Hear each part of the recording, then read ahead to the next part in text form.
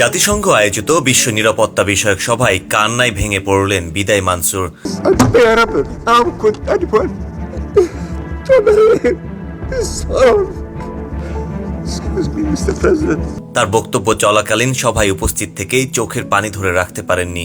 জাতিসংঘে নিয়োজিত ফিলিস্তিনের রাষ্ট্রদূত রিয়াদ মানসুর কাঁদতে কাঁদতে বলেন, আমারও নাতি নাতনি আছে, আমি জানি তাদের পরিবারের কাছে তারা কতটা গুরুত্বপূর্ণ। I have grandchildren. I know what they mean to their families.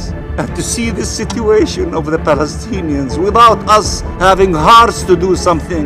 তিনি নিরাপত্তা পরিষদের উদ্দেশ্যে বলেন, আর কতজন মারা গেলে আপনারা কিছু করবেন?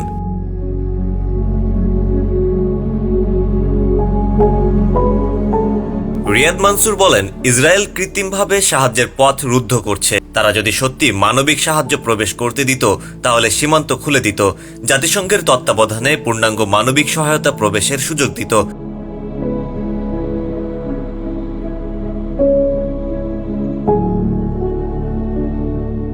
রাষ্ট্রদূত আরও বলেন, ইসরায়েলের আসল উদ্দেশ্য হল হত্যা, অনাহার আর ধ্বংসের মাধ্যমে ফিলিস্তিনিদের দেশ ছাড়া করা।